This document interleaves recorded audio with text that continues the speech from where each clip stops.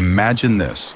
You're at your daughter's funeral, your heart shattered into pieces, grief fills the air, tears fall freely, and then, just as you're trying to hold it together, her husband stands up. The room falls silent, and with the kind of coldness that freezes the soul, he says the most shocking words anyone could ever say at a time like this. What happens next will leave you questioning everything you thought you knew about love, loyalty, and even family.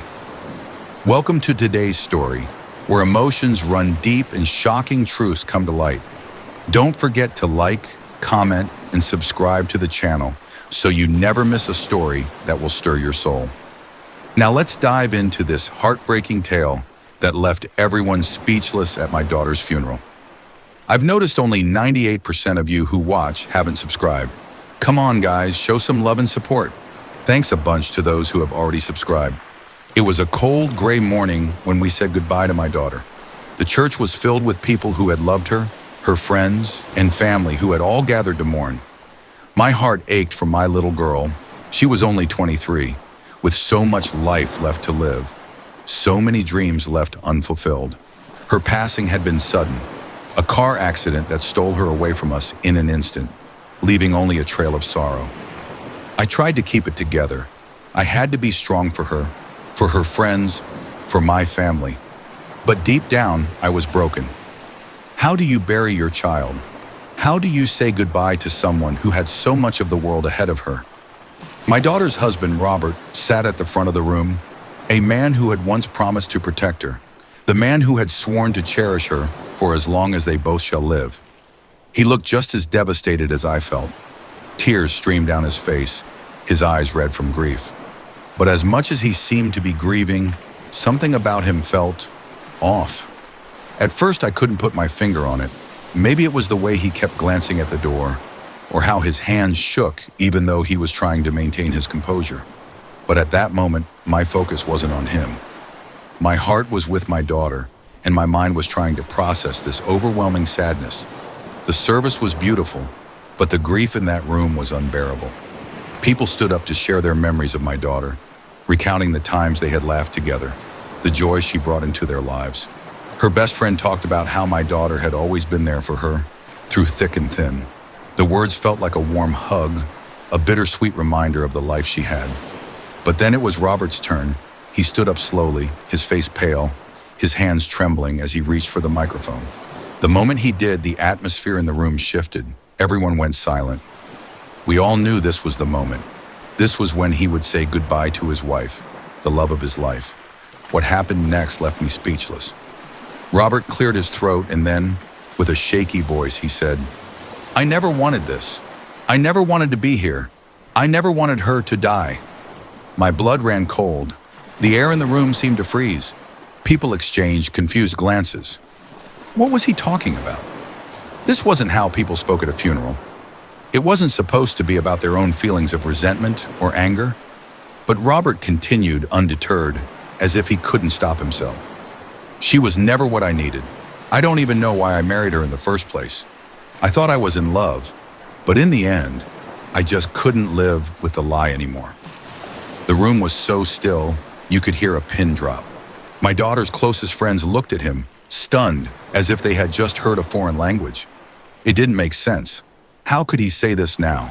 How could he stand there and speak such cold, cruel words about someone who had loved him with everything she had? I wanted to scream.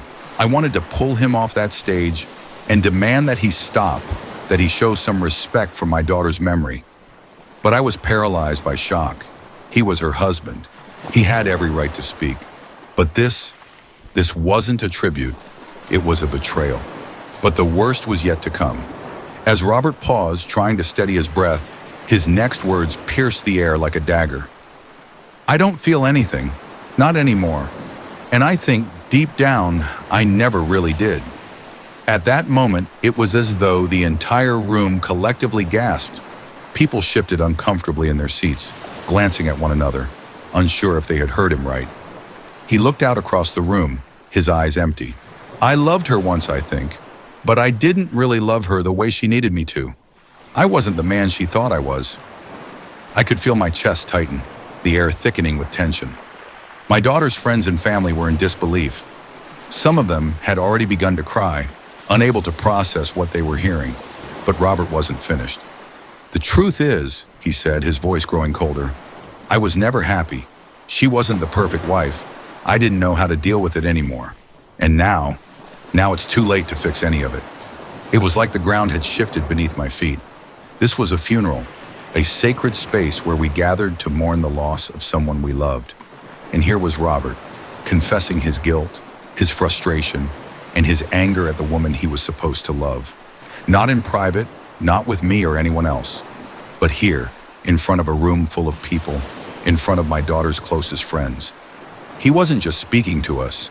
He was speaking to my daughter herself, as though she could somehow hear him. And what he was saying, it was a betrayal so deep, it made my skin crawl. The silence that followed Robert's words was suffocating. No one knew how to react. It was like a fog had settled over the room, making it impossible to breathe. And then, as if on cue, my daughter's best friend stood up, her voice shaking with emotion. You don't get to do this," she shouted. "You don't get to stand here and tear her down like this. She loved you. She gave you everything, and you just..." Her words trailed off, choked by sobs. I wanted to reach out to her, to hug her, to say everything would be okay, but nothing felt okay anymore. Robert had shattered something deep within me, something I didn't know could be broken. My daughter was gone, and now in the very place where we were supposed to honor her life, her husband was destroying her memory with his words. The funeral ended in chaos. People left in tears, shaking their heads in disbelief at what had just happened. Robert remained seated, not once looking up. It was as though he had done what he needed to do and was now done with it all. I never spoke to him again after that day. And over the years, the truth of his words haunted me. He was right in one sense. He had never loved my daughter the way she needed. But what he didn't realize, what he didn't understand, was that love wasn't just a feeling, it was a choice.